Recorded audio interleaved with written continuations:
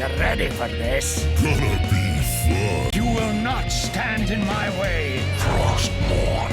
Hunger. This pleases me. I do not fear you, mortal. Your soul shall be mine. Don't make me laugh. Needs a brew? Oh, I do. Feel a shredding, baby.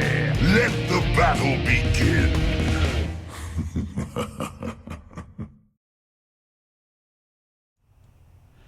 So hello and welcome to the 32nd episode of the Nexus Trolls, a podcast all about Heroes of the Storm.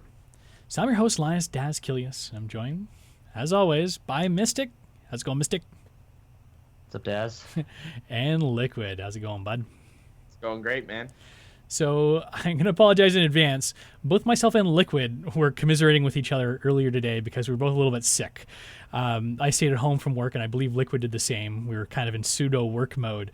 But we were both like, you know what? The show must go on, right? Right, Liqiud? Yes. As I freaked out Dad saying, I might need you to do Troll and HTC for me. And I was freaking out mildly because if you've watched the show for any length of time, you probably know that Liqiud is more of the connoisseur of esports, whereas I'm the kind of guy who like plays baseball but doesn't follow it so much, right?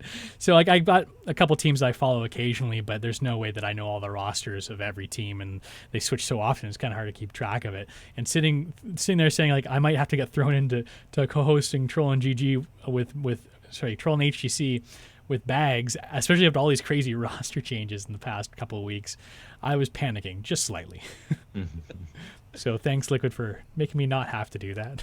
I'm sure there'll be the day where I will have to co-host Troll and GG for whatever reason, but today is not that day. Okay, so before we start off, I'm going to thank all our patrons over at patreon.com/trollsgg. If you listened to the show last week, you probably know that we now are hosting everything at trolls.gg instead of TheNexusTrolls.com, and we've switched everything over accordingly, including our Patreon page, patreon.com/trollsgg. So if you're looking to support the show, you can head over there, and you can do so. It's very much appreciated. So, Mystic, I saw you tweet 2 days ago? It was tweet number 4, I believe. Are we counting them? We are counting them, but he just tweeted again because he did tweet when we went live. So oh, hey. He's up to 5 tweets. It's a big 5. 5 full tweets. You're getting there. But I'm getting there. You tweeted out about your first impressions of the PTR. I was impressed. I was like, hey, it's not just like a hello world tweet or something along those lines. You actually had something to say, too. So you've been playing a lot of PTR, Mystic? Yeah, I've been testing a lot of stuff here and there. You know, gotta get that information. Gotta keep up with the changes and whatnot. See what's strong, what's not. And there's some pretty cool ones too. We've got a rework for Thrall, a rework for Malfurion. I almost said Malthael, but we've got Malthael too, the new hero who just came to Nexus 2, which I'm pretty excited to get my hands on too. I've had a couple games in with them too. Just before we're going to be going into a bit more of a deep dive on, but what are you guys' initial thoughts on Malthael? Do you like him as a hero without going into too much about, overtuned, undertuned stuff? I think that he really captures like what fans felt about Malthael as these like slow death approaches, and then he just drains you of all your life. You had a chance to play him at all, Liqiud? I have not played him yet. I'm going to play him probably this weekend. I got a nice Heroes of the Storm weekend planned right now, so we'll see. I do like his kit though. Like just reading over his kit and kind of looking at what he does. And I tried him in try mode. That's not the same. We all know that, but I have tried him in try mode. He's cool. Yeah, he's definitely cool. He's really interesting in that he's got the percent-based damage. It's just pretty much all of his damage across the board except for his auto attacks, right? So this is definitely something unique, and that's one thing we can always thank Blizzard for, bringing unique characters. Even with 50, 60, 70 odd heroes in the Nexus, they can always find another way to bring something in here and make them have their own flavor, which is pretty cool. Right. So we don't have too much news other than esports. There's a ton of esports news. We're going to get that in a second in Liquid's esports corner. But Liqiud did point out, Alebeard, of course, always to the rescue, did a little breakdown of video. Want to tell us about that, Liqiud? Yeah, so, man, I don't remember what day this was. I feel like it was Monday, but possibly Tuesday. No, it was Monday. Spirian, that is the community manager, Nate Valenta, had 2 guests on his show. Senior hero designer and senior game designer. And they did like an hour and a half just kind of talk about Malthael and how everything was designed and kind of broke down what they did and how they did it. And Alebeard, being Alebeard, broke it down to us into, I think, like 15 bullet points if you don't want to watch the whole hour and a half video. And in typical Alebeard fashion, he hit the high points. One of the things that was cool to me, just kind of, I started watching it, and like right off the top, Spirian said, look, we're not going to reveal anything. We're just going to be talking about what has been released to PTR. So I was like, well, I'm at work. I can't watch this. And if there's no reveals going on, I'm saving my work watching game time for next week when Mid-Season Brawl is going on. So click, and I closed that and then read what Alebeard said later. But he had some good points. But what was cool to me was the one of the things that was said was the original idea of Tormented Souls, which is one of Malthael's heroics, was inspired by Archimon destroying the Sandcastle version of Dalaran. And then he linked to where you can see it.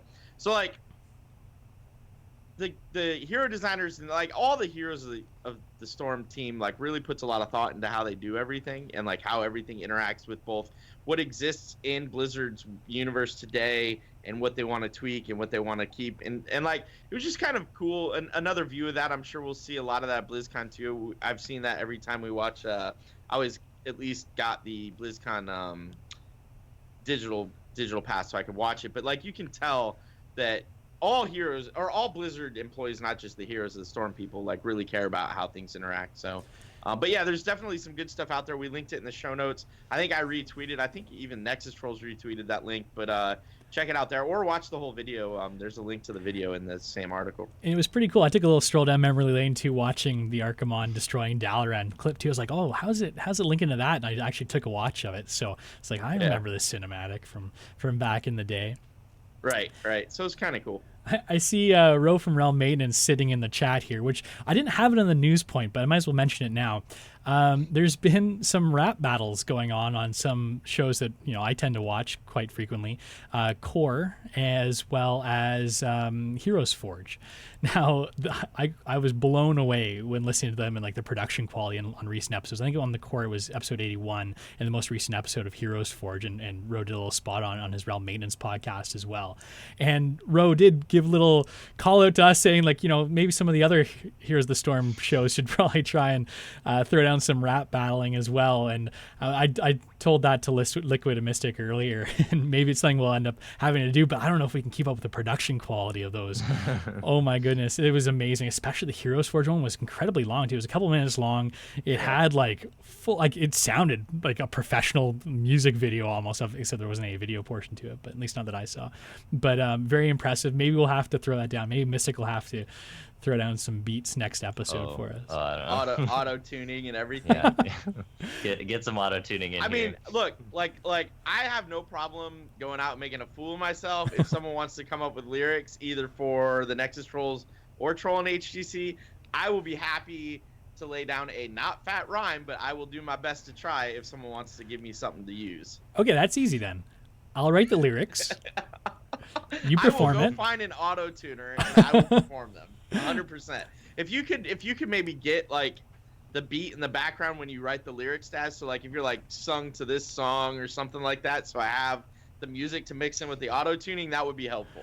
I will 100% do that. It sounds like a bit of a challenge. Maybe I'll, if I have some time this weekend, I'll just write up maybe a short like little rap set. Jesus, I never thought I'd be saying that I'd be writing a rap, especially like Heroes of the Storm rap. But right, yeah. Right. I'm pretty much like the anti version of any sort of rapper you've ever seen anywhere. But hey, why not? Maybe we'll give it a go, and maybe we'll throw something together within the next couple of weeks too. I know that'd make Ro happy from Realm Maintenance Podcast. I have no problem making a fool of myself doing it. So I'm not creative enough to come up with the lyrics. Little plug then again for the 3 podcasts we mentioned, just so I can give them a bit more of an official plug here. There's Core, their Heroes of the Storm podcast, John Jagger, Bo Schwartz, and can't remember the third person's name, but definitely check that out. We've got Heroes Forge as well. Heroes Forge is a great, cool podcast too. Every week they actually put together like a new theory crafted character. You might remember I had to create a character based on Liqiud as a punishment for our debate several weeks back. That was inspired by the Heroes Forge podcast. They've got a pretty cool podcast. They're very upbeat hosts there as well. Check that out. And then finally, Realm Maintenance is what Ro puts on as well. It's a bi-weekly podcast where it's not just Here's the Storm, it's all Blizzard properties. He always brings someone on from a different podcast or show and interviews them and talks about podcasting news in general and such. And myself and Liqiud have had the pleasure of being on his show as well. But enough about that. There's a lot of news to get into on the esports side of things. So why don't we hit up Liqiud's esports corner? Hey yo, how you doing? It's time for Liqiud's esports corner. That's right. And you're gonna want to stick around for this. All right, take it away, Liqiud. All right, so just the big news right off the top. Holy crap. We talk about Rich all the time. All the time we talk about what Rich can do with characters. Well, guess what? After Midseason Brawl, Rich is back on MVP Black. Mary Day's retiring for school. Rich is back. Mind blown. A lot of people were saying they thought what was gonna happen when MVP said we have a roster announcement we're gonna make tonight. This was yesterday. Tonight at I think it was 11 p.m. Eastern. Bags and I talked about it, and he said, yeah, I think Rich is coming back. Nobody knew well, I don't want to say nobody. Neither of us knew Mary Day was the one that was going to retire, but Mary Day's out after Midseason Brawl because anybody going to Midseason Brawl has to keep their roster the same for that tournament, and then Rich will be taking his place. It'll be interesting to see how they shuffle things around as Mary Day is a support player for MVP Black, and Rich can do anything because he's rich, but I don't think putting him there I don't think is his best position, but we'll see what happens. But that's pretty huge. Also, Saturday is the last day any of the teams can make roster changes. The 10th is the final day, so anybody that's going to make changes will do so between now and the 10th. There have been a ton of changes going on. We're going to continue covering them tonight in Troll and HCC. Kind of go over Korea dropped 12 changes today. Well, I guess technically last night. But today for me, 12 changes. Just boom, here you go. We're going to go over those. We're going to go over kind of the state of all the teams, who's got openings, who doesn't, tonight on Troll and HGC. Also, a little bit before the show started, Blizzard dropped the bomb that CE will not be going to Midseason Brawl. They were Chinese team. They could not get their travel visas in place in time, or just in place, period. So instead, we have Super Perfect team going. To me, that kind of skews that whole group, and maybe gives an opening up to one of the other teams in that group, which is good for us. Roll20's in that group. Go Glaurung, do crazy things, make weird shit happen, win. So that'll be interesting to see kind of what happens there. All right.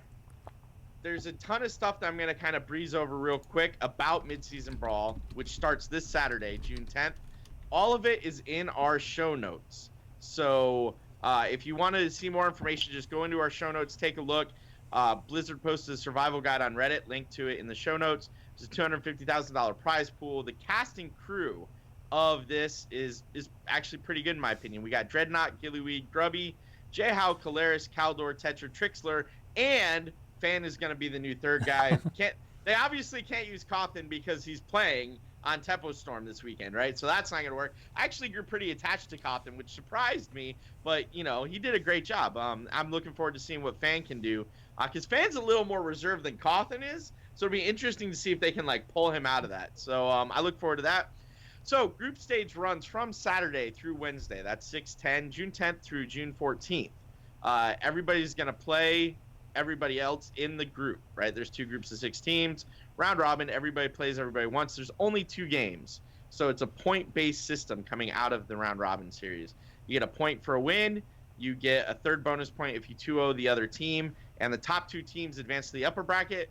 The 3rd and 4th teams advance to the lower bracket. 5th and 6th teams, you guys are going home.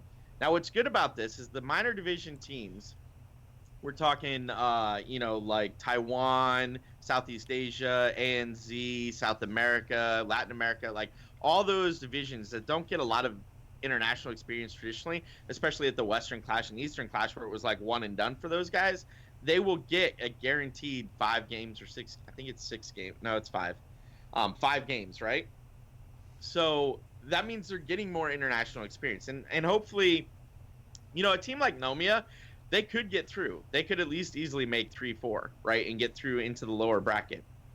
But it's guaranteeing those teams a little more that they can do, right, which is something that they didn't get in any of the previous internationals. So I like this this kind of scenario. And then we go into a double elimination bracket from Saturday, June 17th through Monday, June 19th. Grand finals being Monday, June 19th, where it's a best of 7.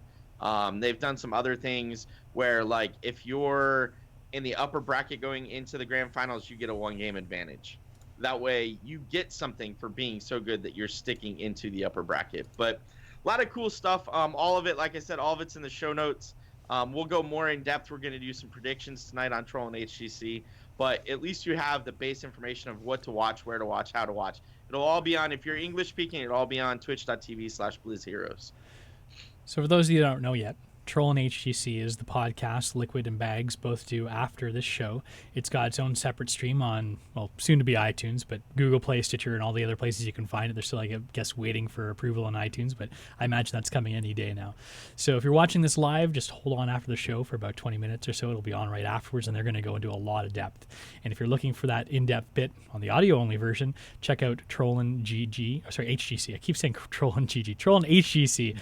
You can find it at trolls.gg, which hosts both our podcasts. So, we've got a new hero. I'm sure that's what everyone's waiting to hear us talk about. Malthael, the Reaper of Souls from Diablo, has come to the Nexus. He's a melee assassin, and he plays pretty interestingly. His big thing is that most of his damage is percent based on the hero's health, and it's damage over time. So it's an interesting kit, and we're going to go over that quickly, and then we're going to talk about our first impressions. We're not going to go over his talent tree until next week. He's not live in the game yet until most likely next Tuesday. He's just currently live in the PTR, and you can go over there and give him a whirl if you're willing to wait in extraordinarily long queue times. But you can always just jump into an AI game and just give him a try there, or try mode as well. Okay, so Malthael's trait, and this is very important for the way that he operates, is called Reaper's Mark. Basic attacks affect non-structured targets with Reaper's Mark for 4 seconds. Marked enemies are revealed, which is important because this reveals stealthies or anyone who's out of sight range, and take damage equal to 2.5% of their maximum health every second. Sounds like a giant killer. Interesting thing is, though, if you do the math on it, it sounds pretty bad. I remember at first everyone was like, oh my gosh, this is going to be like a crazy amount of damage. But 2.5% per second, that takes 40 seconds to go from 100 to 0. So it's not like their health is disappearing. It's not like every attack you're getting 2.5 off. It's just that's how much it is per second. So just something to keep in mind. His abilities. On his Q, he's got Soul Rip. He extracts the souls of nearby enemies afflicted with Reaper's Mark, dealing a small amount of damage and healing Malthael for a portion of the damage dealt to each target hit. Heroic targets, however, heal Malthael for an additional 3% of the hero's maximum health. So if you got a bunch of beefy tanks, you use this, you do get a decent heal out of it. That being said, if you're using on minions, it is a pretty minor heal. It's not something you can get a lot of sustain in lane with. Wraith Strike is his W. Instantly teleport through an enemy afflicted by Reaper's Mark, dealing a small amount of damage and refreshing Reaper's Mark. The range on this is probably about your standard range for like a Vala type thing. If you click your W on a hero, you actually teleport to the opposite side of them, making this a great ability for sticking to a hero. And then Death Shroud on his E. After a quarter of a second, you unleash a wave of dark mist that applies Reaper's Mark to the enemies it hits. And this reminds me a lot of Leyline Seal when he throws it out. It just kind of does the same thing. I think the distance is slightly shorter than that. It doesn't do a ton of damage. It doesn't do any damage at all. It just applies Reaper's Mark to anything it hits. So something important to note. Heroics. He's got 2 heroics. Tormented Strike. He gains 20 armor and unleashes a Torrent of Souls. Very Kerrigan-esque in her whatever her ultimate's called, where she jumps up and has that like wave around her. And it makes a wave of dark mist that applies Reaper's Mark to the enemies it hits. So that's just within that kind of circular zone around her. For 4 seconds as well. So Last Rites is his other heroic. Apply a death sentence. This is a really cool one. Applies a death sentence to an enemy hero that after 2 seconds deals damage equal to 50% of their missing health. It's got a request on it too. So anytime you kill someone while they're under the effects of last right, so I'm assuming that if they get killed even while this is on, even if it doesn't go off, permanently reduces cooldown by 5 seconds to a minimum of 15 seconds. I think it starts with, I didn't write the cooldown here, but I think it's like a 60, 70 second cooldown. But you can get it down to 15 seconds if you get a lot of kills with it, which is kind of cool. So another thing about last rights too, just doing the math here, that's 50% of your missing health. So if a hero is 33% of their health or below, it will finish them off because missing health, if they got 33% left, there's 67% remaining of the missing health or whatever. Half of that is 33, that'll finish them off. And actually, Blizzard, and I was going to go over this later in the patch notes, added a little marker to let you know if someone's within that killing range. Now, it applies for Malthael's last rites. A little red skull appears on the hero that you could potentially kill with it. It also works now for Greymane's Go for the Throat, too. So you can know if you can get that insta-kill based on a little marker. It's a little subtle. It was hard to find. I had to fish around try mode to actually see what the effect was, but it's there. So, those players with the attention to detail will notice that and be able to finish someone off rather quickly. Rich. Yeah, Rich. I am scared. I'm scared to see any hero in Rich's hands. Right. So, Mystic, you tweeted about this. I feel like we should give you a little bit extra spotlight because you did take the chance to tweet about it. Oh my god. In your tweet, you said he was balanced. I did say he was balanced. He does have the strength of anything in melee that he can hit and do those percentage of maximum health damage, namely tanks, right? And then his Reaper's Mark works on objectives, so like the Immortal and such, whatnot. So that's pretty good, like general purpose use. But like Alebeard said, and the developers said that they designed him so that if you're close to him, then he like slowly drains away your health, right? But if you're far away from him, he can't really do that much. So he's balanced in the fact that it stays very true to that. So then he has some very clear strengths and weaknesses. So I think he's very balanced. There's nothing, I believe, that's like over-tuned about him at this moment in time. So you know what I think is interesting? First, Mystic is probably right looking at like all the comments and everybody that's actually put a lot of time into playing him. But I think this is going to give us the death of the 3 tank meta that we've seen a lot of. Maybe not a lot of, but that we've seen more of, and definitely the 2 tank meta. Because like if you throw 2 tanks at this guy, he's happy for that to happen. That's just asking, please kill me, please kill both our tanks right away. And if you think about the 2 tank meta, a lot of times you'll see one or both tanks are relatively low because they're in there fighting and blocking for the rest of their team, right? So they're the ones taking the damage, and last rites, boom, you're dead, Do you guys think that he's got enough survivability to be a melee assassin? I did notice in the PTR a lot of Malthael's dying quite a bit, but that being said, there weren't a ton of tanks in the PTR. A lot of people trying out Thrall and Malthael, obviously, and Malfurion. Most of the games seem to be tankless, so maybe that was just a situation of where Malthael didn't really shine very much. But it seemed like Malthael's, again, this is in the PTR where there's no MMR matching, died a lot more than they probably should have. I saw Malthael's with 10, 14 deaths easily, maybe just getting a handle on the hero, but personally, my thoughts were when I was playing him, I felt like I could get more dot damage and more raw damage safer out of a Gul'dan, out of a Lunara. Lunara has her reveal wild poison, so she has the whole reveal thing that Malthael has as well. I mean, Malthael doesn't have the talent into it, but Lunara typically gets that level 1. And Gul'dan does crazy amounts of raw damage. And the thing is, they can stay from a safe distance, whereas Malthael, to be effective other than his E, has to stay quite far distance back. As soon as he gets in there, I feel like he's a very exposed target. Yeah, but I mean, if you're in there dropping Reaper's Mark all over everybody that's near you, like, you're enabling your team at that point to get kills, even if you're not securing the kills. And you're right? Like the pure damage dealers that stay in the back, the 2 examples you used, Lunara and Gul'dan can do a lot of damage from the back, but they both have their downsides as well.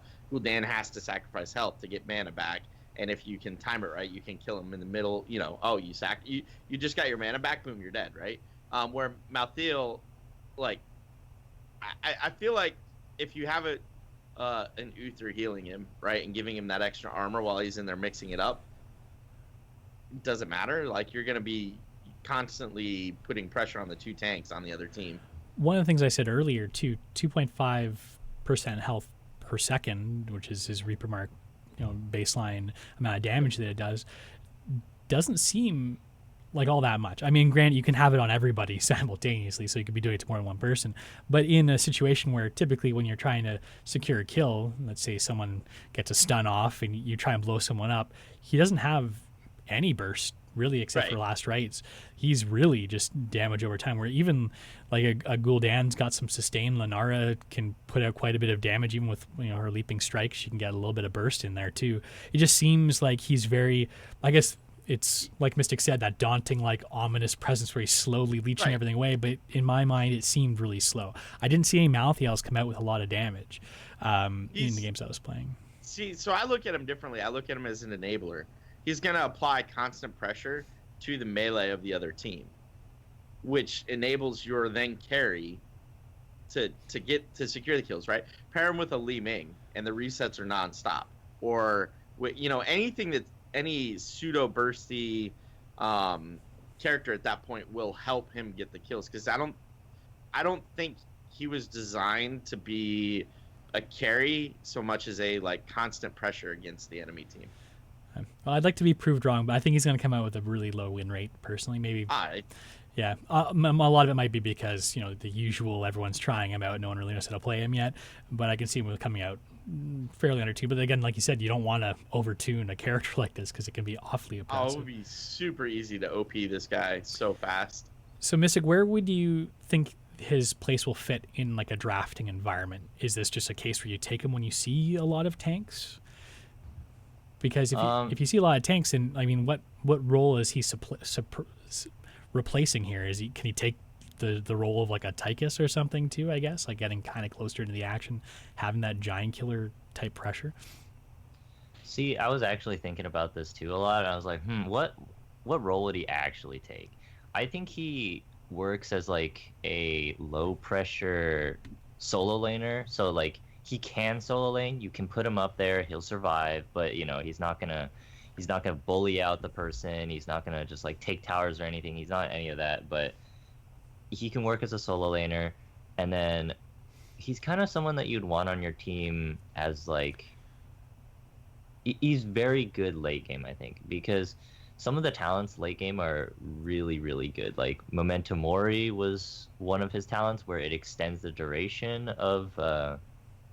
Or no, it was, I think, when Reaper's Mark lasts longer, then it does more percentage health damage. And then Final Curtain was one of my favorite ones, where you throw out that E, the Death Shroud, and then it puts down like a quarter of damaging, or it applies Reaper's Mark as long as you're in it. So that was really cool, and I think that's really good. Well, I think that may be part of the point, right? Because we're only talking about his base kit and how it works. We're not going through talents, and like a lot of times those talents will modify the kit to make it much stronger than it is on paper, right? That's true, and a lot of it's just figuring out the proper builds that work in certain situations. So you think he's got solo lane potential? Because I found that his wave clear was, I'd say, less than optimal. His big AOE Death Shroud does 2.5% of minions' health damage over time. That's not a lot for minions, right? Of course, he's got its Q, which can do area of effect damage to anything affected by his Reaper's Mark. So I guess there's that there. But it seems like it was taking a while to clear out lanes for me. Is it more like not necessarily fast lane clear, but just having that self-sustain in lane that you're thinking makes him more of a solo laner?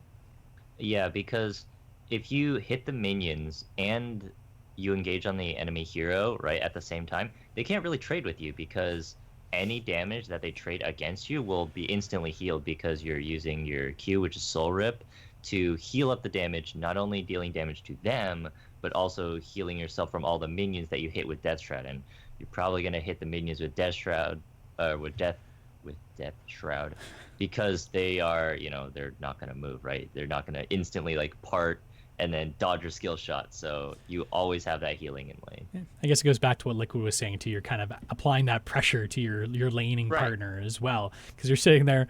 If they want to sit in lane, they're likely losing 2.5% of their health every second. Think about the solo laners we have right now. Thrall doesn't want to sit in that, and he can't clear the lane with just lightning strike. Leo isn't going to sit in that. Dahaka's not going to sit in that. Like, all of those characters would be adversely affected by sitting next to you, right? So you can definitely solo lane with him. I think what else is interesting to me is, like, that's the niche he fills, right?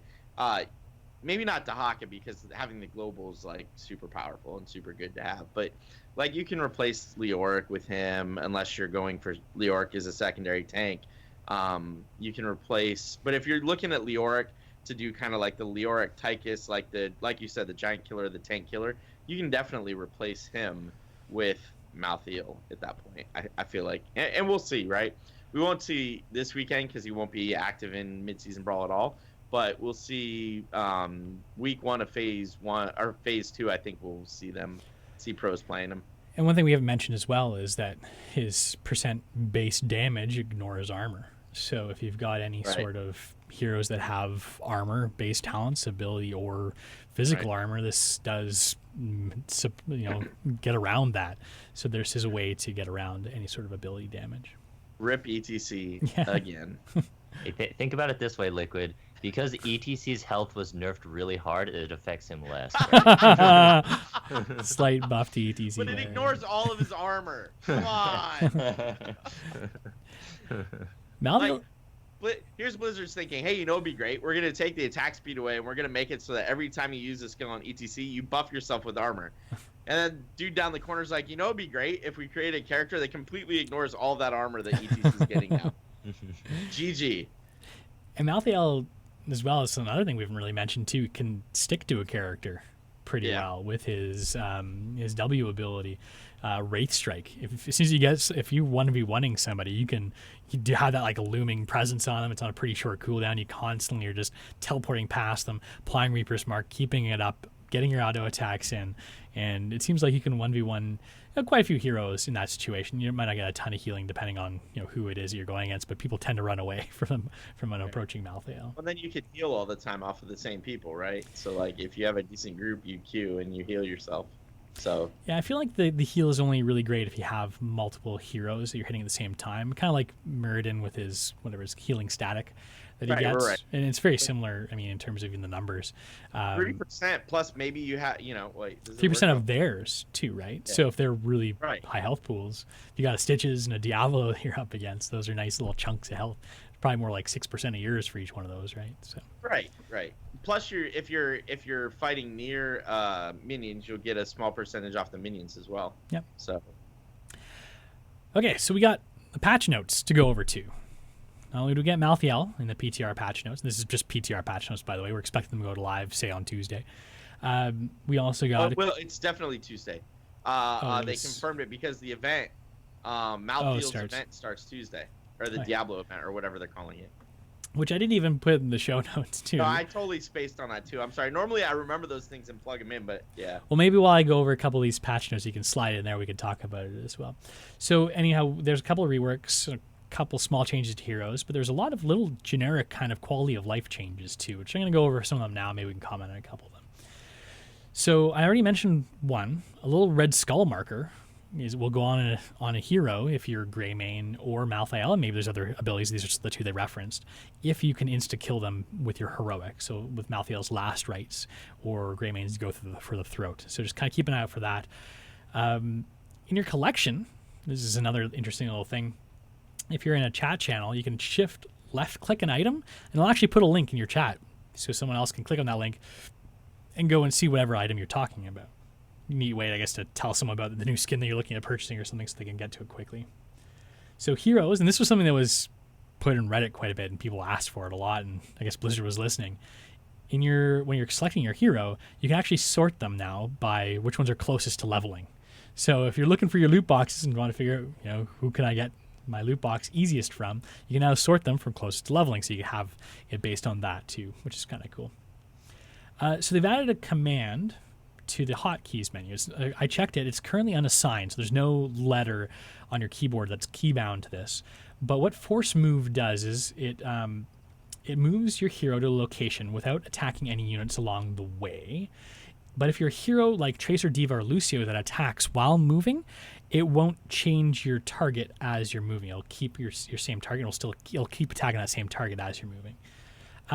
Mystic, do you know why they would put something like this in here? This whole force move change? I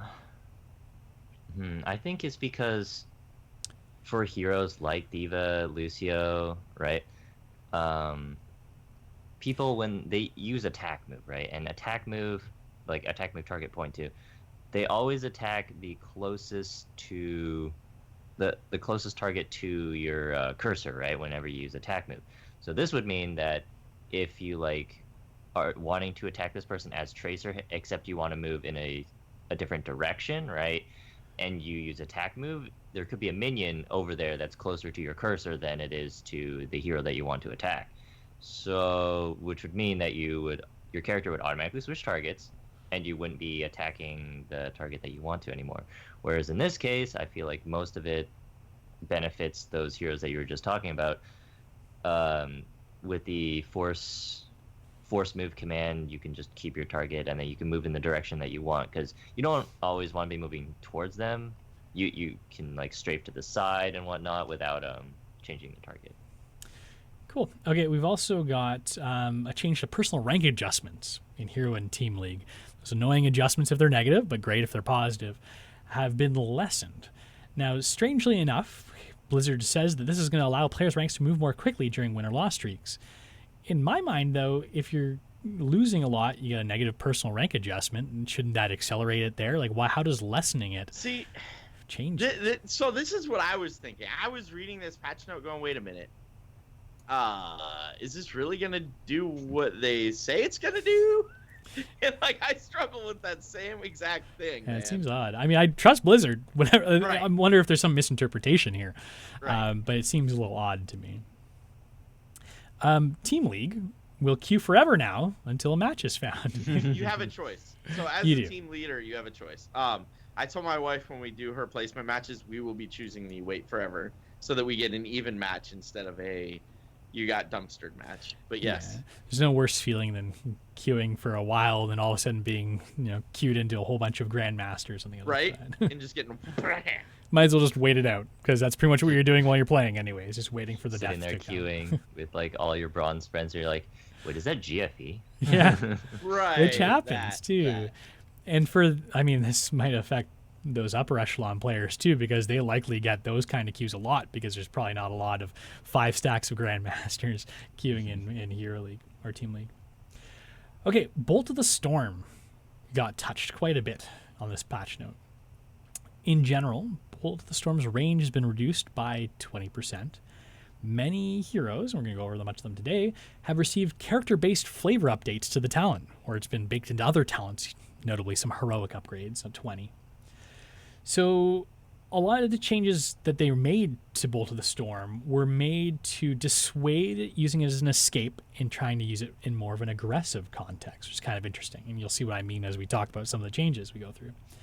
So just so you know, that Bolt of the Storm has been removed from Lily, Raynor, Malfurion, Thrall, Kerrigan, and Stitches on this patch. So quite a few heroes have lost it. Not my cow. Yeah. Yeah. They don't want to nerf him anymore, right? Yeah. You need something. Give him like 2 charges of Bolt of the Storm or something. So they would make the change as well to map rotations. Map rotations are only going to be limited to ranked play. So quick match and unranked are not affected by map rotations. The current rotation that you're going to see come Tuesday is Hanamura, Dragon Shower, Tomb of the Spider Queen, Curse Hollow, Infernal Shrine, Sky Temple, Brax's Holdout, Blackheart's Bay, and Battlefield of Eternity. The notable missing ones are Haunted Mines, Warhead Junction, Garden of Terror, and Towers of Doom. So Blackheart's Bay is back. It's taken a long hiatus from the rotation. I got it. I was talking to somebody on Twitter a couple days ago when they announced this, and he had a good complaint, which was it would be really nice if ranked matches would match HGC. And they could have done that pretty easily. Booty Bay and Hanamura out, Warhead and Towers of Doom in, and you're good to go, right? I think that would have been ideal from encouraging people to understand and watch esports point of view.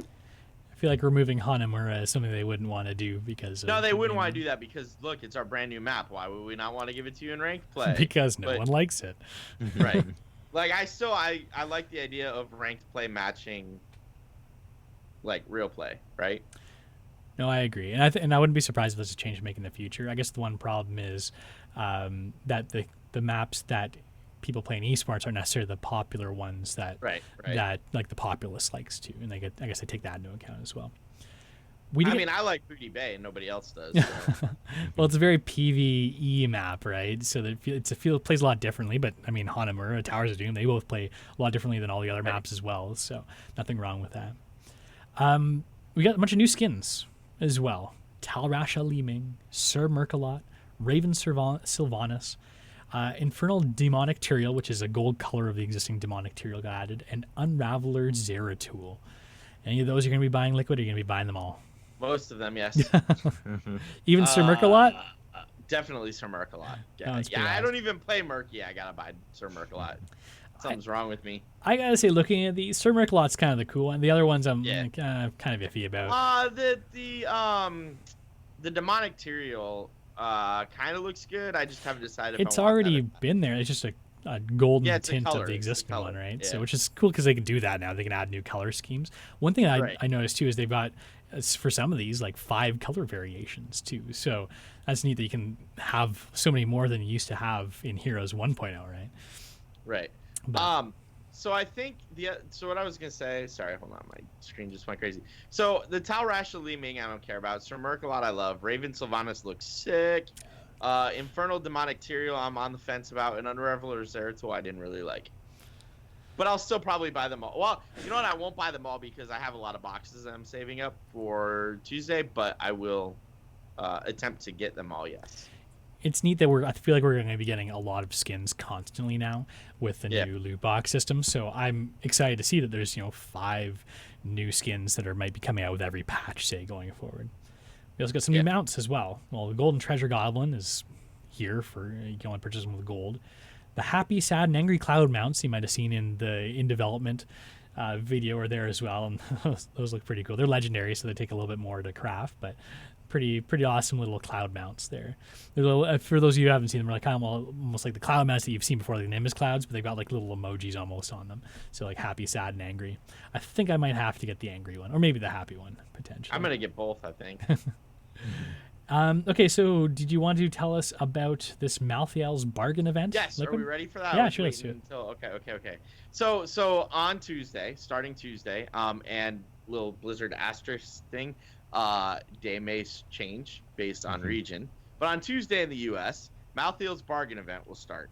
And that is play 15 games with a friend in versus AI, QM, unranked, or ranked draft mode as heroes from the Diablo universe. If you do so, in Heroes of the Storm, you will get Liqiud Phantom, which is a mount, and you will get an epic loot chest. In Diablo 3, you will get the Ghost Kerrigan wings, which look pretty sick. Those will not be available until patch 2.6 drops in Diablo 3. And it starts Tuesday the 13th and lasts for roughly 2 weeks until the 26th. Rumor has it, I don't think this has been officially announced yet, but there's lots of like little, hey, this is about to happen. The summer event will start June 27th. If that is the case, we can expect those boxes to start containing my boy Tychus in a Speedo, which I cannot wait to get because that was sick. The whole summer, I want all the summer skins. So 100% I'll be buying all those. Yeah, if you haven't had a chance, check out the in development video because they go over a lot of the summer skins. There's the Tychus one. There's a few others that are very like super soaker, like by the beach kind of related events. Tracer with her little squirt guns, man. Yeah. Oh my god, my wife was watching that video with me and she's like, okay, I have to get those. Yeah. So, yeah. So incoming summer event that we're all waiting, anticipating very, very much. Okay, so I think that's pretty much everything for the generic stuff. Now we've got a little change to Kerrigan. We'll just go over the heroes here. Start with Kerrigan. Her level 20 Bolt of the Storm was replaced. It was replaced with Psionic Shift. You You can activate to teleport short distance, just like Bolt of the Storm, and deal 50 damage to enemies in the area. The neat thing is, and her flavor to it, is that enemy heroes hit give Kerrigan 300% of the damage dealt as assimilation shields. It's on a 70-second cooldown. Kind of neat. Again, they're trying to make it more aggressive as opposed to an escape. So you can Bolt of the Storm in, get some extra shields, get a little extra survivability, and use it that way. Another change we had was to Stitches. Again, he got Bolt of the Storm removed at level 20. His regenerative bile, his upgrade to Putrid Bile, Yes. that was called, is now called Potent Bile. The healing and the movement speed bonus has been removed, which kind of sucks because I feel like the healing was a pretty big part of the reason you take that. But the duration of Putrid Bile is increased by 6 seconds instead of just a 2-second bonus. The slow effect is now increased from 45% to 45% from 35%. Hungry Stitches is his change to Gorge at 20 if you take this. And this has changed quite a bit too in an interesting way. Mm-hmm. The damage bonus is removed. However, Gorge now has an increased range and can be repeatedly recast until the first target is expelled, and it will teleport Stitches to any target he tries to eat as long as they're outside melee range. So I'm going to see Stitches teleporting all over the place, eating up everybody, and then moving behind the fort to try and like drop them all back there if you've got forts still existing after level 20.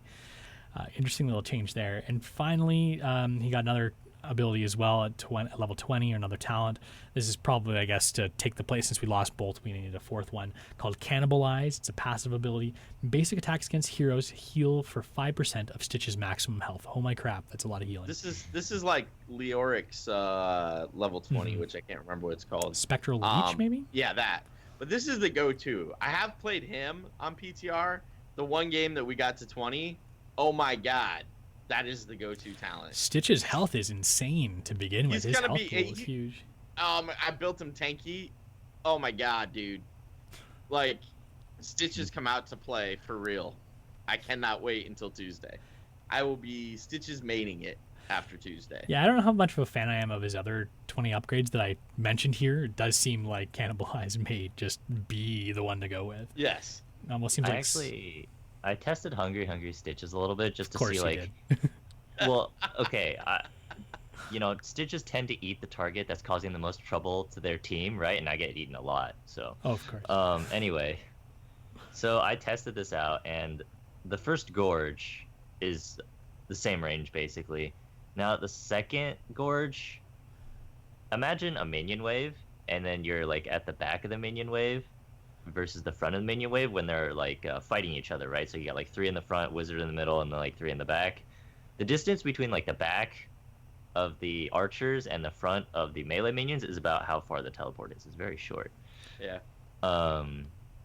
Yeah, so there's that. The second Gorge, I guess, is the only one that has a teleport. The first Gorge does not have a teleport, so you still have to Gorge someone in order for it to work. The third and the fourth and fifth do too, right? Like, yeah, Gorge they them all, do. right? So you can bounce around. Yeah, everyone after the first Gorge, you then have the teleport. Right. The thing about the multiple Gorges, though, I felt like it always diminished its effects, because once you're going into the second hero, you take time to eat them up. You're losing time on the expelling of the heroes. On the first one, yeah. So I feel like it kind of defeats the purpose of being able to walk trunk a long way away, drop the malfruits and stuff. And instead, you're eating 3 or 4, but by the time you eat the fourth, you're throwing them all back up again. But that's kind of the point to the teleport, right? So you can move quickly between them. Yeah. And the range is only just like a minion worth of shorter than what the new bolt is. Okay, new combo. You play with an ETC, you gorge them all, you just dump them on a mosh pit. On a mosh pit? Yeah. Well, anything, right? You could gorge them all onto APOC. You could gorge them all into, like, take your pick, right? Guillotine or Sulfurous Smash, or, like, there's a million different things you can do it on. The problem is it really worth it when Cannibalize will make Stitches like God tier? Now, I don't know that that's going to survive, and I don't think it's going to be 5% when it lands on live. If it is, like, seriously, Stitches is going to leap to the highest win rate, and they're going to have to nerf it. Just has to make it a 20, right? Overcorrect. They'll probably overcorrect to, like, 1% at that point. Of course. Good old Blizzard. Okay, So now let's get into our two major reworks, because these two heroes, Thrall and Malfurion, two heroes that I've played quite a bit and have mained as quite a bit, especially Malfurion recently, play it quite a bit differently than they did last week or on the live server to the PTR. Thrall, now it seems like this rework's been coming for a while. One of the things that the devs have said is that, okay, we don't like how he's pretty much got his build. And you pretty much have to do it. They've got a lot of generic talents. He's been due for an upgrade. I'm not sure if he's had a serious upgrade even since he's been released, really, except it was maybe an earthquake and sundering about 10 billion times. So here are his changes. We'll talk about them as we go. There's so many changes. I'm going to go over pretty much all of his talents and his talent tree, and we're going to go through them pretty thoroughly here. So on his Q is Chain Lightning. The cooldown is increased from 6 to 8 seconds. The number of bounces is increased from 2 to 3. And the range of the bounces has been decreased from 7 to 5. The mana cost has been increased by 12% as well. Feral Spirit, his W is little wolves, no longer stop when hitting a hero, which is kind of cool. And they travel 25% further with each hero hit. So you can actually get quite a few heroes in one Feral Spirit throw, giving you a bit of an AoE route, where before it was more of a point route. And finally, his Frostwolf Resilience, that's his trait that heals him up after doing damage with his abilities. His heal amount from that has been decreased by 33%. Okay. Yes, Liqiud. I'm just going to throw this out there because you brought it up. According to heroespatchnotes.com, Thrall has not been reworked since release, which was on January 13th of 2015. So well overdue.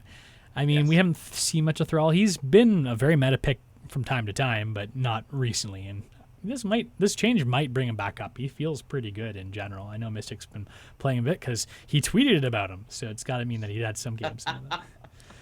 So level 1, he's got some interesting choices now. It's all procs to his Q, Echo of the Elements, Crash Lightning, and Rolling Thunder. Echo of the Elements is a questing talent. Kill 10 minions or heroes within 1.5 seconds of it being hit by a chain lightning, and you decrease the mana cost by 20. So if you get 10 of them, you decrease your mana cost of Q by 20. If you kill 20, you get an additional charge of chain lightning. That's where it really shines. It doesn't take long to complete this quest. Like last hitting 20 minions, I feel like I was getting that generally by level 5 or 6, especially considering Thrall generally is a solo laner, so you can sit there, you can probably pick off at least a couple, 2 or 3 per minion wave. And if you're there with another partner too, you queue, and then if they wipe the whole wave, you can actually get 3 or 4 per lightning throw that you throw out. Crash Lightning is his other questing talent that's new at level 1. Hit at least 2 enemy heroes with Chain Lightning, increase the bounce damage of Chain Lightning by 10, up to a maximum of 400. At 20 hero hits, Chain Lightning will switch from just prioritizing, which seem to be random targets, to prioritizing heroes. Now this gives him a big damage boost to his bounces. Remember, this only affects his bounces, so this gives him a lot of team fight kind of random poke.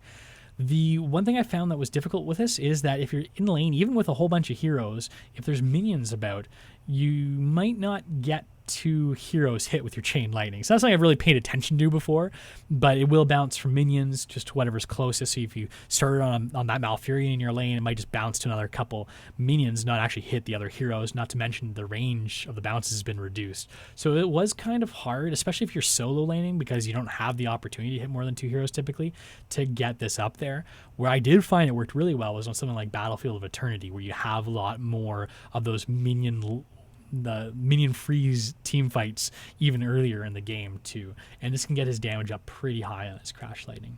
Then finally on level 1 he's got Rolling Thunder. This is the same one he had before, which is kind of the go-to talent. Gives an extra bounce to Chain Lightning, increases the range by 30, and you get 10 mana in return when you hit a hero or a minion that was recently hit with Chain Lightning. So Mystic, what do you think on level 1 here? These are some interesting questing talents, which Thrall's gotten a lot of. So I gotta say something about this Rolling Thunder. The one where you get the extra range and the mana return. So how it works now is if you hit a target with Chain Lightning, you can hit it with anything and it'll give you the mana. However, they changed it so you have to hit it with an auto attack or a basic attack for you to get the mana return. This is actually huge because... Go ahead. Oh, because a lot of Thralls, right, for wave clear and for a lot of mana return, they would queue the minion wave and then throw a Spirit Wolf through it, and they get all the mana back, or a lot of the mana back, right? Because they just hit every single target hit by Chain Lightning, and they would also clear the wave. However, Rolling Thunder, the new talent, you have to chain lightning the wave, and then you have to basic attack every single one to get the mana back. How did I not know about that before? I was always auto-attacking the targets. Do you have to? What if you hit your E? Does it? Because technically you're auto-attacking, but you're buffed auto-attacking. I believe that still works because E just upgrades your basic attack speed. Right. I've been playing Thrall wrong for 2 years. I honestly thought you had to auto-attack those guys. I didn't realize you could just throw a Frostwolf at them. That's why you play support now. I guess so. It's a lot easier. You just press your heal button on the guys with low health bars, right? Pretty easy. Level 4, we've got some new talents as well. Feral Resistance on his W. So each enemy hit by Feral Spirit grants 2 charges of block, granting 50 physical armor, the usual here with block. Lasts until consumed, or Feral Spirit is cast again. Interesting little solo laning talent, because if you need to 1v1 someone in lane, you can root them, keep those 2 blocks of charge, initiate potentially there. Except it's up against Frostwolf pack, which I found was pretty strong. This is, again, on his W. Hit 7 heroes with Feral Spirit.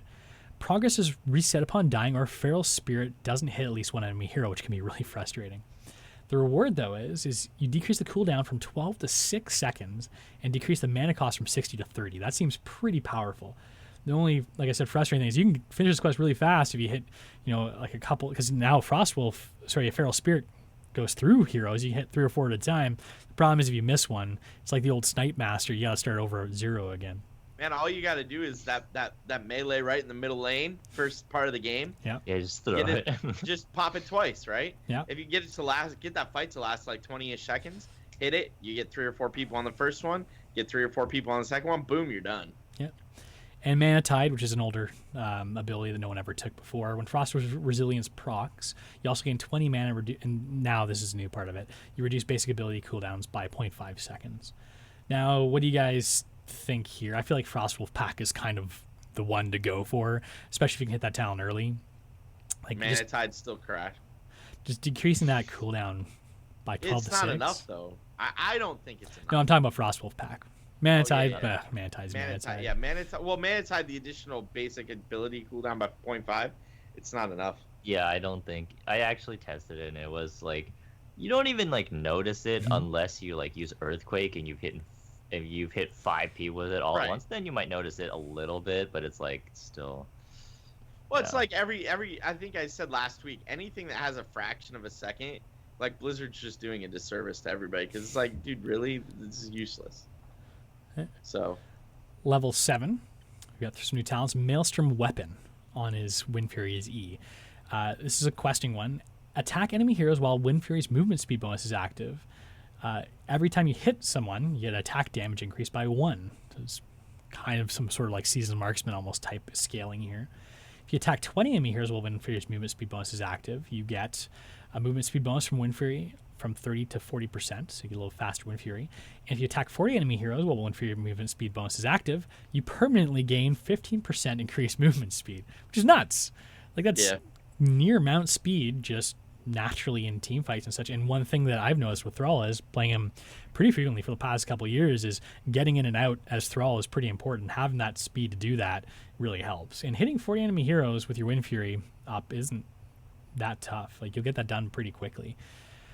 Ancestral Wrath is the next level 7 talent he's got. Each time Frostwolf Resilience activates, Thrall gains a stack of Ancestral Wrath up to a maximum of 8. You can activate to consume 8 stacks of Ancestral Wrath, stealing 15% of the target hero's maximum health over 3 seconds, kind of like Blood for Blood. Thrall heals for 150% of this amount over 3 seconds. And finally, the good old follow through at 7, which is always the go-to before. After using ability, your next basic ability does 40% additional damage if it's done with the next 4 seconds. So I feel like level 7 is getting pretty competitive here. What do you guys think? I think Maelstrom Weapon is very strong, especially because it looks like the Maelstrom Weapon has an infinite scaling, so it's like Seasoned Marksman. As long as you keep hitting people with Wind Fury, then you keep getting increased damage, right? Ancestral Wrath, I find to be kind of lackluster. I know it's like Blood for Blood, but 1, it's over 3 seconds, and 2, you have to have 8 stacks of Frostwolf Resilience, so that's kind of limiting. And follow through is still, I think, pretty good, but yeah. The Maelstrom weapon, I'd argue, is almost a good talent to take, even if it just gave you the movement speed bonus. But the fact that it's giving you that seasoned marksman bit, I feel like that's pretty much going to be the go-through. I guess follow-through could potentially have a bit of an argument there, but to be honest with you, you could almost get 40% more damage across the board if you quest that up fast enough, right? Because you do get your additional basic attack damage increase there, and it's not after every ability, it's just constantly. So I feel like Maelstrom weapon's almost the go-to there, like anytime you're looking at your level 7s. Level 13, we've got Grace of Air. Wind Fury attacks grant double Frostwolf resilience, which we've known and loved from before. Frostwolf's Grace. This can instantly trigger Frostwolf resilience to heal for 150% of its normal amount, and Spirit Shield. Every 45 seconds, gain 50 spell armor against the next enemy ability and subsequent ones for 1.5 seconds. Frostwolf resilience being triggered reduces this cooldown by 5 seconds. So here, I mean, I've always typically gone with Grace of Air in general, but that's interesting to me, right? Because if you're going Grace of Air, then Ancestral Wrath at 7 is actually good, because you'll stack up to 8 stacks pretty quickly, right? And then you can use the Blood for Blood talent. I get that Maelstrom weapon is better. I'm not disagreeing with that. I'm just like, survivability versus damage, right? I guess that's one. And what, like, you can see what Blizzard was trying to do by saying, look, Grace of Air with Ancestral Wrath, it'll be great and glorious. But it's not. It doesn't quite deliver on it because the damage just isn't there, right? They almost have to buff the damage that you'll do to the target. So almost like, say, you'll steal 25%, but you'll heal for 100%, right? So like lower the heal, but raise the damage you do and kind of do like one of those things. But yeah, sorry. Yeah, generally, I mean, I don't know. I like Grace of Air here, but I've heard people give arguments for Frostwolf's Grace as well. To get that little bonus heal for survivability, but I feel like Grace of Air, especially if you're at level 16 looking at maybe Tempest Fury too, gives you that additional bonus there as well too, right? Level 16, so just speaking of which, he's got Tempest Fury, which makes the final hit of Wind Fury hit 3 times for 75% damage, which again, that also Maelstrom weapon works pretty well there, since he's getting more hits, more damage out of each hit. Thunderstorm on his Q quest can cast Chain Lightning on a hero. Dying or casting on the same hero twice in a row resets the progress.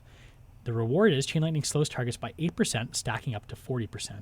The quest and reward too is if you reach 40% bonus slow, so if you hit 5 heroes and you're not hitting the same one twice or dying, Chain Lightning deals 25% more damage to the primary target, and this quest never completes and resets even after maximum stack. So you basically can get a big 40% slow on multiple targets in a team fight and do extra damage with your Q. Of course, this is one of those cases, again, and I say this all the time, I hate having to adjust my playstyle to base it around optimizing a talent. Right. If you're sitting there 1v1ing someone, you get no bonus out of this, right? I guess you just get the 8% slow. You really need to be in a team fight where you've got multiple targets and you want to switch back and forth. I mean, you only need 2 targets because you can switch back and forth, but still, I don't want to have to be like, hey, gotta attack this guy next, gotta attack this guy next, gotta attack this guy next. I'd rather just have things flow the way I want it to. That being said, it's a pretty strong talent if you do it properly. However, Alpha Wolf also has an argument to be made for it as well, because it increases your root duration on your W from 1 to 1.5 seconds, which is an AoE root potentially too, so you get a lot of increased root time there. And for 3 seconds after being hit by Feral Spirits, this is even after the root's done, Thrall's basic attacks deal 3% of the target's maximum health. You couple that with a Wind Fury, you can do a lot of burst damage as Thrall with that talent activated. What do you think here, Mystic? There's some tough decisions as Thrall now, I feel like, on some of these talent tiers. Yeah, originally I liked Tempest Fury because old Thralls. I thought it was pretty fun anyway. I think Thunderstorm might be the go-to talent here because even if it does change your playstyle a little bit, it's just such a strong talent. And then, I mean, you don't have to in a perfect world you'd cast it like on one target then another target, right? But you can cast it on the same target, and it's not exactly too hard to stack back up. It's like five Chain Lightnings, so. That being said, what's the cooldown on Chain Lightning? That 5 Chain Lightnings is going to take a while to stack back up. I like, I don't know. Alpha Wolf's like Giant Killer Light for me. Light? Yeah, it's not 3%. It's not as good as Giant Killer. It's not all the time. you have to root them, and then you have 3 seconds after they get hit, right? So it's true. Giant Killer Light. But it's nice. It's still good for anti-tank. Yeah.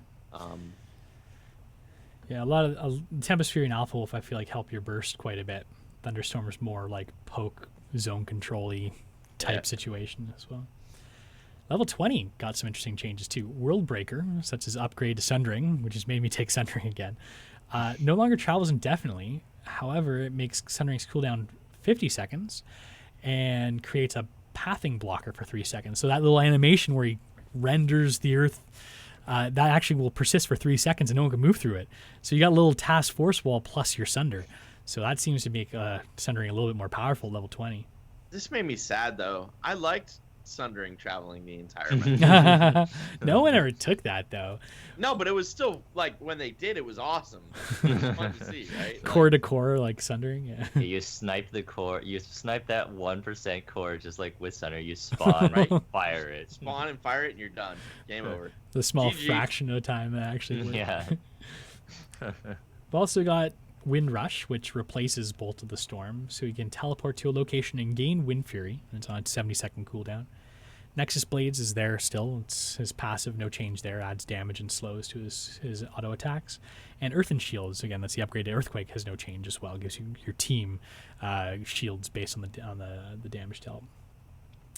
So that's Thrall. What do you guys think about Thrall? I feel like he's gonna need some figuring out on some of these talent tiers. There are some solid options though. Do you guys think? Like I actually think this is a bit of a buff to Thrall, in my mind. The way that they've changed him here, especially his feral spirits, his W being able to hit multiple heroes, that comes in handy, and it can get a long range too because every time it hits a hero, the range is increased by 25%. So you hit a few heroes, that thing's traveling quite a ways. Right. I think Thrall is stronger in every sense except for his giant killing ability, like tank killing ability, because they did take away the giant killer and they replaced it with Alpha Wolf, and then there's some with Ancestral Wrath, but I find that kind of hard to use because you need 8 stacks, but maybe that's just me. Because originally with Tempest Fury and the giant killer, he was able to kill tanks quite fast, but it's been toned down a little bit, I think. What about his survivability? I mean, you can talent into it a bit more, but I mean, he did get that Frostwolf Resilience nerfed a bit. That being said, Chain Lightning bounces more, so you get more stacks of Frostwolf there, and Feral Spirits will actually travel through multiple heroes, so you can get multiple, procs of Frostwolf Resilience potentially there too. Do you think it's going to be an issue that many Thralls are going to get into battle and realize they're not as survivable as they used to be? I think it's okay, honestly, because with 13, they put every single one of those talents increases your survivability. Yeah. Before, you can talent into all damage, but now you have to take a survivability option. So Spirit Shield, I think, is pretty good. Frostwolf's Grace, same thing, is pretty good. And then Grace of Air, also, it's a pretty good choice. So even if his survivability is like slightly lower than before talenting all the survivability talents, that I think it's completely fine because he's very similar in survivability to what he was before. So if Thrall does come out and he ends up being a higher win rate than Blizzard wanted, what do you think the target of the nerf is going to be? I think it's going to be his they're either going to nerf Maelstrom Weapon so that it doesn't increase attack damage by 1 and increase it by like 0.5 or something per hit, or they're going to nerf some of these lightning talents, because I think some of those are kind of ridiculous once they all start working together. What do you go with? bit. What do you got with at level 1? I mean, we didn't actually talk about which one's the go-to there. Like Crash Lightning, Echo of Elements, and Rolling Thunder, I feel like all kind of have their places. I played with each of them on the PTR, and I couldn't figure out which one I liked the best. I mean, Crash Lightning gets some good damage, but you can have problems stacking it early game. Echo of Elements gives you second charge of the Chain Lightning, which gives you more survivability and more damage. And Rolling Thunder's always been a great source of mana return, and Thrall can be pretty mana hungry. I don't know, what do you think of one? I think Echo of Elements, if you want like early burst, because like you said, killing the 20 minions is pretty easy. But Crash Lightning if you want more for the late game, because it actually does a lot of damage. If you pair up Crash Lightning with was the other one? Thunderstorm. Then you can slow one target really hard, and then it jumps to other targets and just does a lot of damage. Cool. Well, I'm going to be interested to see how Thrall shakes out once we get him out of the PTR as well. But we do have one more rework to go over, and that's Malfurion. Now, Malfurion's my highest leveled hero since I've been support maining. I've pretty much been picking him almost every time he's available in our Team League games. However, he did receive quite a bit of changes. I actually, the first game I played in the PTR, since the PTR changes went live, I played as Thrall to start off with. I didn't go in as Malthael because the Q times are crazy. And the Malfurion out-damaged me. I was number 2 damage, he was number 1. And I was sitting there being like, oh, sad day. Oh my goodness. Either this Malfurion is just Swag Furion times 10, or Malfurion's got enough of a damage buff here to make a huge difference. And I checked out the talents that he took, and he did take all the damaging talents. And he pumped out a decent amount of healing. But still, like, what are your initial thoughts on Malfurion? Because he did receive quite a bit of changes here. My initial thoughts for all this stuff is they took away the passive mana regen on Twilight Dream. Oh no, his mana is just gone. All of it's just gone. Well, and they increased the mana cost on regrowth. Yeah, and I was like, I mean, like, this is so we've had this discussion a couple of times. I feel like this is strictly and this rolled down from pro, right? Or into regular play, but like pros always picked Malf, always. Like Malfurion was there every game, either banned or picked, and it's rolled down into leagues we play in. Like Malf, if you don't pick Malf, ban Malf, and it's like, okay, he had to be nerfed. Definitely noticed some mana issues, which you never really had with Malfurion before. Even like later game, especially after 10, like you said, Mystic, you got your mana extra regen from his Twilight Dream. Now you don't have that, and I feel like I'm spamming Moonfire a lot more than I should be because of the changes to that. That it just in general, I was more mana hungry, had a Hearth back a lot more than I was used to. Okay, so let's go over his changes here just so everyone can be on the same page. First off, his regrowth, so his healing Q. Mana cost was increased from 40 to 45, and the heal over time was reduced by about 10%. It's not a terrible nerf to his healing numbers there, but a nerf nevertheless, and the mana cost increase does hurt. Moonfire's mana cost was reduced from 20 to 15, making it even more spammable. Twilight Dream no longer gives passive mana regen, and that's what Mystic was alluding to earlier. That's brutal. So, level 1. We're just going to go not as much as Thrall, because even though Malfurion did get a rework, he didn't have as much change as Thrall. But he definitely has a damage spec that you can take him into. And like I saw a lot in the PTR, I'm not sure it's the go-to bit, but it seemed to be the way that everyone was testing out. Level 1, he's got a change called Moonburn, that increases his W there. Before, it was just, I think, a 75% bonus damage to minions, but now you also have a questing portion to it, too. If you kill nearby minions, it doesn't have to be with Moonburn. For every 5 nearby lane minions killed, you increase the damage bonus by 1%. And after hitting 25% additional bonus damage, the bonus damage is also applied to mercenaries and monsters. So you can get good clear for like objective style bits like Zerg waves and such too. So you can get a lot out of Moonburn here because it can basically get 100% bonus damage. You can get this done pretty quickly to minions, monsters, mercenaries, etc. This couples really well with the later talent too that we'll get into in a second. But level 4, Vengeful Roots. That's where before you land a root, a little Treant guy comes out of it for whatever reason. They've changed that. So it still spawns a Treant that lasts for 10 seconds. However, the damage of the Treant is increased by 10%. Weird thing is, it never doesn't scale with level anymore. Instead, you have to hit heroes with Entangling Roots to get your scaling. Every enemy hero hit with the roots increases the damage of the Treant by 8.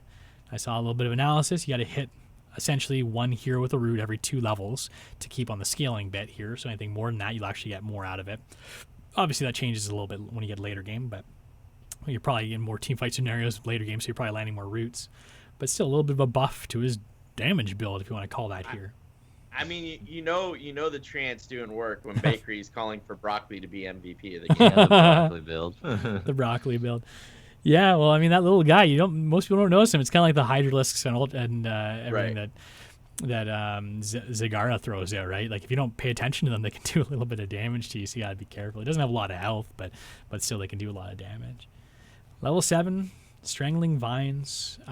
Heroes hit by entangling roots now have healing reduced by 30% during the route. Cleanse and Mule have both been removed. To be honest, I think the cleanse removal is probably the biggest nerf to Malfurion here. And I don't know why he had Mule in the first place, why Malfurion calls a little bot like heal up structures.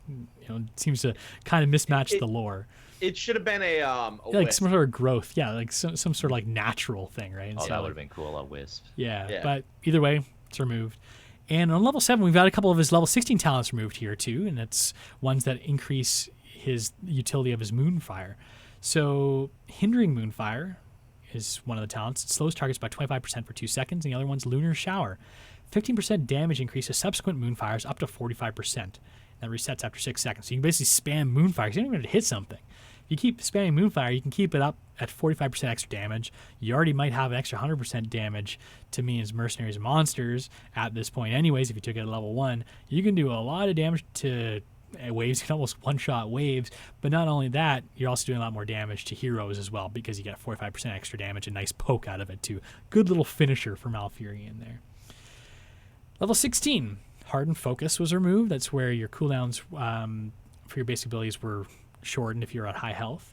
Instead, you kind of got a similar talent with Ysera's Gift. This is for his Q. So the heal over time portion of regrowth is increased by 40% while you're above 75% health. So you increase his healing somewhat using that.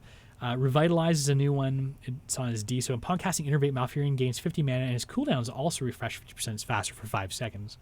Kind of maybe a way to get back that mana that you couldn't get before, right there.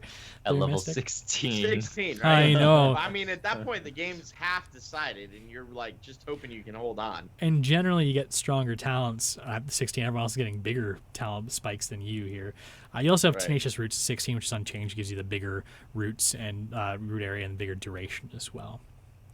Level 20, Bolt of the Storm was removed. It kind of got baked in now to his proc to his Twilight Dream. It used to be called Nightmare. It's now called Astral Communion. The slow effect's removed, but now when you activate it, it goes on your 1. When you activate it, you channel for a second, and you teleport to that location, you instantly cast Twilight Dream on that spot. So it's kind of like Bolt of the Storm with a 1-second channel. And as soon as you get there, you cast Twilight Dream. It's really cool for jumping in and just kind of surprising teams with the Twilight Dream instead of having to go in yourself and potentially get stunned while you're walking in. It does share the same cooldown as Twilight Dream, so it kind of works like you can still use your R, but if you want to teleport to use it and use the channeling ability, you have to hit the 1 button to do that. So those are his reworked abilities. It seems like they poured a lot into damage here, Mystic. Is that what you're going to be talking about here? You want to say something? Tell. Well, first of all, I wanted to say, so the Twilight Dream removing the passive mana regen, right? So levels 1 to 10 is like normal scaling. Once you got Twilight Dream, like for right now on live, you got roughly 13 levels of mana regen just from that, mana regen alone. So you're losing that bit. Second thing I wanted to say is, for the level 20 thing, I was testing it and I was just like, oh yeah, that's pretty cool. But then I realized, so you can use Twilight Dream whenever you want, right? And it shares the cooldown with your Bolt or Astral Communion. However, you can't bolt without also using your Twilight Dream. So if you wanted to use it defensively, right, just a bolt, you have to use your Twilight Dream as an escape, if that makes sense. Oh, that's rough. Yeah, I feel like you never use it for that, though, unless you're in like real dire straits, right? Because not only that, it's a 1-second channel. It's not like instant cast like Bolt of the Storm, so you're also staying in place for a second to jump, probably about as far as you could walk in a second anyways, so you might as well just run away. Yeah. So do you think he's going to be in a rough spot? I mean, they've been kind of going this direction with healers, reducing their healing output, increasing their utility, and I feel like he can potentially get more damage without sacrificing a ton of his healing with the talent traits he can take now too. Liquid's shaking his head. No, I see some utility here still. He's still got the roots. His regrowth's been nerfed a bit. He still has a lot of his healing talents that you can still take along the way too. And Moonburn's a lot nicer. A little bit more wave clear on a healer. Something you don't see very often. He's not solo. All right, go ahead. I was just gonna say, personally, I do see that they did increase the damage a lot, and then they reduced the amount of healing that you can do by a lot. And I think this just means like, I see the utility that Blizzard put in here, but I think it's time to move on to a new healer. Well, who can solo heal Yeah. now? Who can Rhaegar? viably solo heal? Just Melee, medic, Uther. can you see a lot of them? I feel like they're like 3/4 of a healer. You know, like you can Malf is in like a pinch. half at this point, though. Well, is healing? I feel like he's stronger than you give him credit Yeah, for here. Aegis is right. Ariel can do a good job too. Yeah. You know what? It's gonna be interesting. So we may be moving from the phase of 2 tanks into the phase of double support again, where you have to have double support or you're just gonna lose, because there's no one solo support that can truly carry hard enough that you'll survive. Right? Maybe I don't know, man. Some weird stuff is gonna happen. I look forward to pros playing on this patch and like seeing what they come up with. Let me put it this way: if you're swag Furion, and maybe you're doing 20% less healing, but you're topping damage for the team, that seems like pretty good utility there. I know not everyone's gonna be topping damage as Malfurion. I definitely didn't. Like, yeah, If this could potentially double your damage output, now is damage directly offset by healing that you're not providing? but I could get the same out of Karazim. Safer. I don't know, man. There's a reason I don't play support, and this is the reason. I found a way to offset all of this mana stuff. So at 13, you have to take Life Seed. Oh And then Jesus! so you don't use you complement or use that to complement your healing, and then you take Ysera's Gift, which actually increases Life Seed's healing, Man. and then so you're not actually using that much mana on regrowth. You guys laugh at Life Seed. I always took Life Seed. I loved that. Just kind of like spreading out some heals. Oh.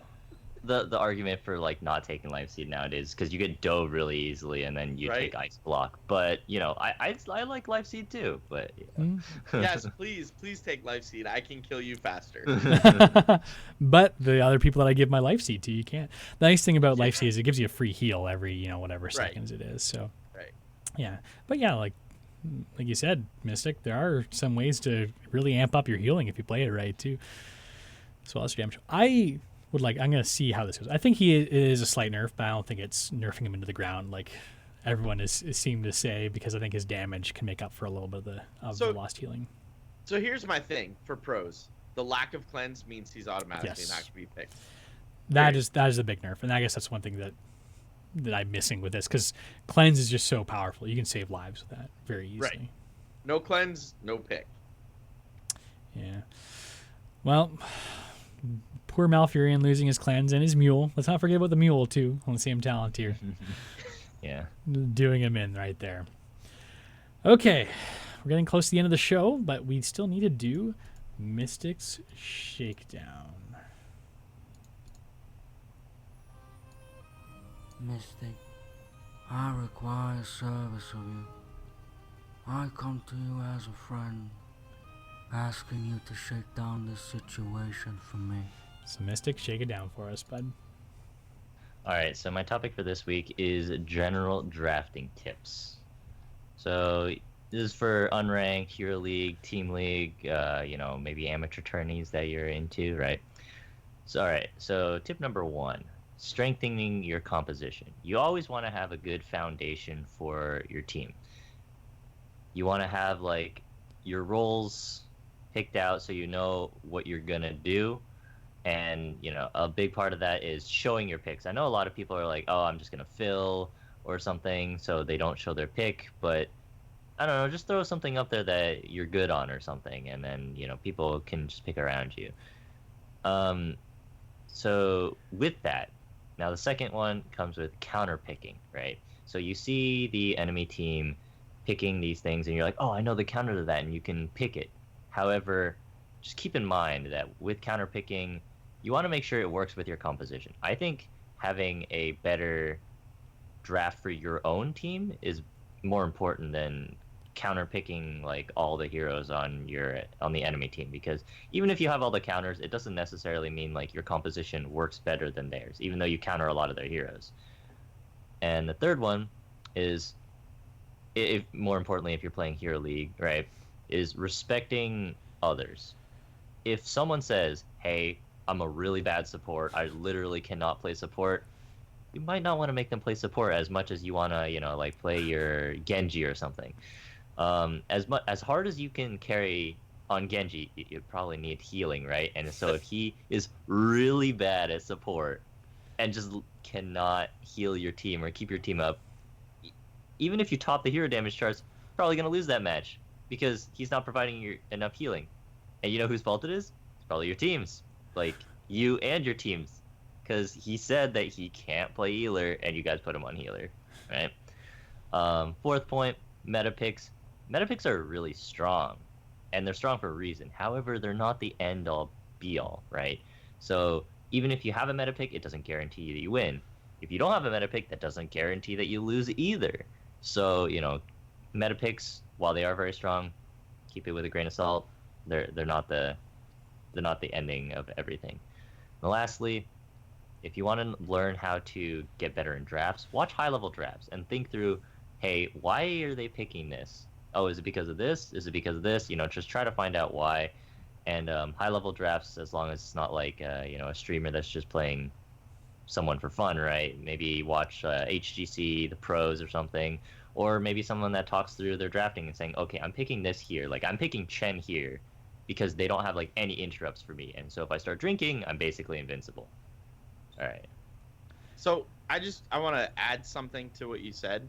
Please, for the love of God, if you're in Hero League or even Team League, not queued as a 5-stack, please show your picks. Please, just show what you want to play.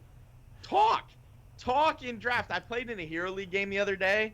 I'm sorry, I'm not hijacking your segment, but I gotta get this off my chest. Go for it. I played in a Hero League game the other day, and I was the banner. And so what I'll typically do is I'll pick who I'm gonna ban, but then I leave it there for the entire period of time. So if anybody wants to say, hey, I'd like you to ban X, Y, or Z, I can be like, cool, let me go switch that, right? But if you don't say anything, nobody knows. So then this guy, for the rest of the game, complained that the other team had Kael'thas, and we were going to lose because I didn't ban Kael'thas. It's like, dude, did you say anything? He's like, anybody that plays Hero League knows you ban Kael'thas. I'm like, really? Anybody that plays Hero League knows how not to run into Kael'thas. Like, this is not rocket science, man. Spread for bombs, don't clump. Like, it's not hard. What are you talking about? And the rest of the team's like, dude, you're being stupid. Like, you should have said something. He's like, no, roar, and he raged like the entire rest of the game. So I'm just like, I totally agree with everything Mystic said, and I just want to say, respecting others and showing picks, like, so critical. Like, talk, communicate. If you don't like what someone's banning, say so. If you didn't say anything, then shut up and play the game. The worst is, I feel like if someone takes a pick and then you get salty based on their pick for no apparent reason. Maybe you don't want to first pick like Illidan or something, but maybe he's a really good Illidan. There's a reason that he's picking him first, right? Give the people the benefit of the doubt. It's nothing worse than tilt before the game even happens, and people tend to tilt and salt very easily. You don't need to give them a reason to. That being said, maybe you shouldn't be first picking Illidan because you're going to get a lot of that. And that's the thing for me. Like, I would love Blizzard to let me say, never make me first. Just give me a checkbox. I don't want to be first pick. I'm picking a tank. Chances are good you don't need me to first pick a tank. I hate first picking. There's so much pressure because that's generally when you have to pick like the map specific hero if they're not banned, or at least there's going to be pressure from your team to take it. And you sit there and be like, listen, like I don't play Dahaka or Sylvanas or whatever. I could play them here, but you probably don't want me to. And that's, I guess, goes back to like, just communicate. Say, like, if you know that Sylvanas is the first pick here and you're like, if you say, okay, I don't play Sylvanas, maybe that means that your banner's going to ban them instead of let them slide through, right? Well, and that's what whenever I'm first picked, that's the first thing I say. I say, look, I'm best on a warrior. I will play something else if you guys want me to, but chances are good you would rather have me on the warrior. So how about I'm going to first pick a warrior, and if you don't want something that is strong on this map, ban it. Because your best situation is to be on a warrior in this game. Not going to lie. This is why we need swaps, right? Right. Right. Okay, I think I'm going to wrap the show up here. So thanks, everybody, for listening to the Nexus Trolls, a Heroes of the Storm podcast, which we stream live on our Twitch channel, twitch.tv/trollsgg. every week on Wednesdays at 7:30 p.m. Eastern, 4:30 p.m. Pacific. So, Liqiud, where can folks find you? So the easiest place to find me is Twitter. That's at LiqiudGG, LiQIUDGG. You can see it below my fat little head right there, so you can read it and follow it. If you're watching the show live or watching the video. I also do another show that we just recently started last week. Show number 2 is this week. Trolling HGC, where we basically expand on Liquiud's Esports Corner into a full hour-and-a-half show. It's a good time. Me and Bags have a good time doing it, so check me out there too. 323 Weekly actually got canceled by DB Smiley, so we're not doing that anymore. So I'm down to just 2 podcasts a week. The timing on that worked out great.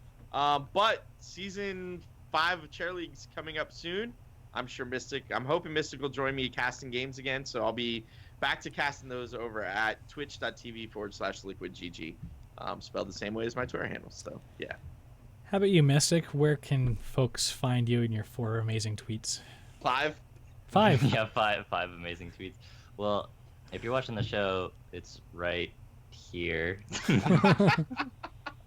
You just find me at Mystic Shroud on Twitter, and yeah, look forward to my 6th tweet, maybe coming soon, TM. You can find me on Twitter at DazHots. So thanks everybody thanks to all our Patreon supporters. If you like the show and you're looking a way to support us, you can do so over at patreon.com/trollsgg. You can subscribe to our show on iTunes, Google Play, Stitcher, wherever you happen to find your podcasts online. You can also visit our website at trolls.gg/TheNexusTrolls to watch this and past shows, along with past video streams, which can also be found on our YouTube channel. For announcements of the show and general Heroes news, follow us on Twitter at TheNexusTrolls. If you want to hang out with us and the Trolls community in-game, you can /join TrollsGG in-game and join our chat channel. And finally, if you need to get in touch with us, the best way is by email at TheNexusTrolls@TrollsGG. So everyone, thanks for listening.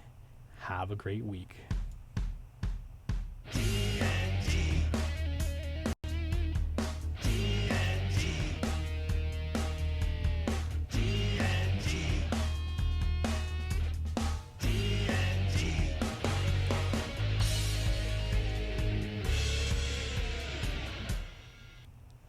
If you're still listening, stay tuned for Troll and